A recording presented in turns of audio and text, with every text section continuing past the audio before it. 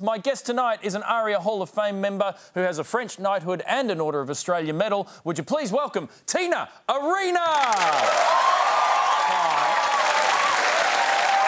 Hello, Charlie. Hi.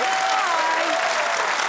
I feel like a bit of a war veteran when you say something like that. Really? Yeah, it does. I kind of feel like... Because you've won medals, or yeah, just... it's sort of... That's the closest I'm ever going to come to a war veteran. So those couple of medals, But you are a national treasure, I'll say that. You have... I've got the stats here. You've sold 10 million albums in a career that spans 4 decades. Now, we are a country that just loves cutting down tall poppies.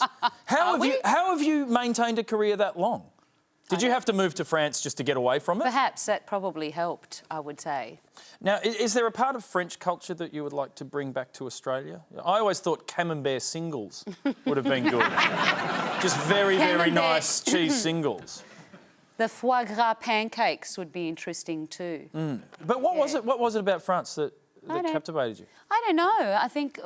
I think it was the fact that I was just able to go in there and nobody knew anything about me.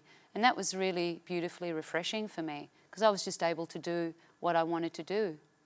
And not knowing about you, because you grew up in front of Australian eyes. The Australian audience saw you from a kid all the way up. Absolutely. How hard was that?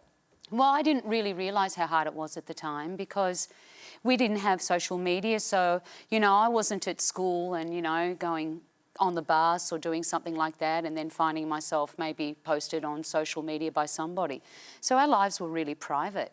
There was an element of mystery, which is something that I miss totally today in the entertainment industry. I think that if we all had a bit more mystery, it would probably be a little bit more exciting than what it is. By mystery, do you mean you want to get away with some shit? Well, I've gotten away with a lot of shit.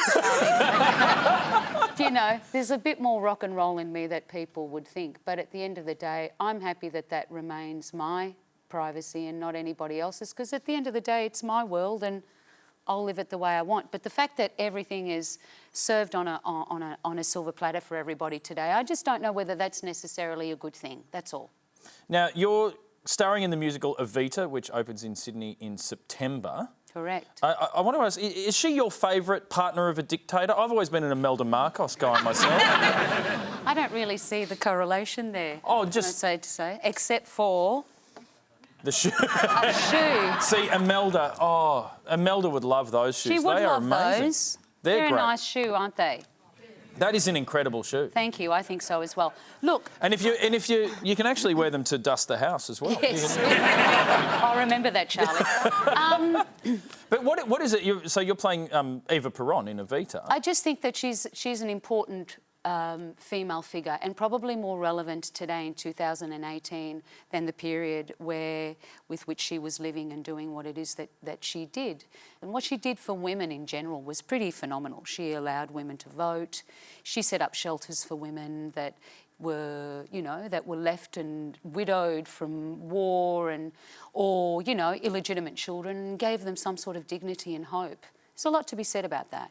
Do you think there's anything that Australian politics could learn from Eva Peron? Because I don't think we're that comfortable with strong women in Australian politics. I don't think we've got a lot of them. No, we're not particularly comfortable with women in politics, which is, you know, it's a shame. But it's about getting the balance right, I guess. And what I love about Eva Peron is that she's strong, but she's also incredibly empathetic. You know, I mean, I'm not interested in this sort of fight between men and women, and it's all really, really boring. I'm just interested in people just doing the right thing and being outspoken and being challenging and challenging everybody and challenging the status quo, because we live in a period where that kind of stuff really does have to happen. And I don't particularly care whether it's a male or a female. I would just love to see just a little bit more harmony between those things. But, you know, I don't know, you know, who am I to say, really? You're bloody Tina Arena. But I love you, Charlie. You're so mad. Well, but you have been the voice of Australia on a number of occasions. You sang at the Sydney Olympics. Yeah. But the one that stands out for me, like this clear memory I have, is this one. I think we've got some footage here of you singing the national anthem when Cadel Evans won the Tour de France. Now, is it true that like, you weren't even booked to do that? No, we imposed ourselves. So what happened? Well, I'll tell you what happened. It was midday and I was in my kitchen in France and I was still in my dressing gown and it was summertime and my boys were out and I was in the kitchen cooking lunch and I got a telephone call from my Belgian promoter, concert promoter, who said, oh, the Australian, Cadell Evans, is wearing the yellow jersey. And I said, what's the yellow jersey? And he said to me, putain, you mean you don't know what the yellow jersey is? He said to me in French, and he swore too, by the way.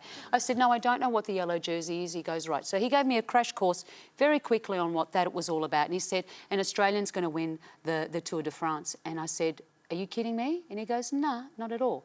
So then I said, OK, cool. He said, well, get your ass down there and see if you can sing the national anthem. And I kind of went, OK, boom, see ya. So within about 45 minutes, I'd fed the family, I'd had a shower, I was doing my makeup in the car.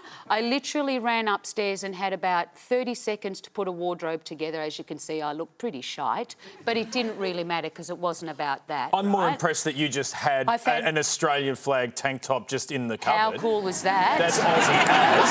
Absolutely. So boom, boom, boom, down the Champs-Elysees, probably got there in 20 minutes, broke every speeding rule in the book and got out there and sang and Cadell had absolutely no idea that it was me, but then when he looked and focused, he went, holy shit, that's me.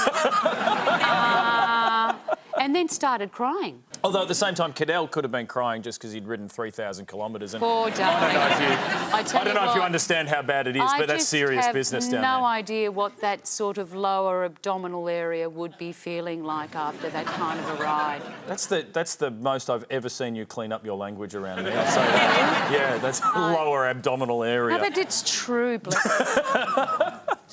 Now, when you were born, you were named Pina.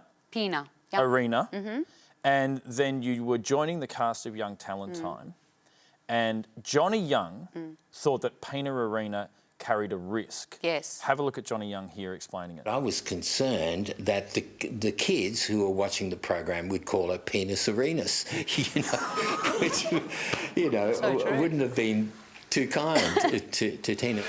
That's so true, bless him. Now, I love his honesty. You can see where I get it from. Now, so he sat down with your parents and you in a room and said, I think the nation is going to call your daughter Penis Arenas. Well, I'm not quite sure what he said to Frank or Joe at the time. I can tell you that I was busy looking at the gold records on the wall as that conversation was taking place, quite frankly.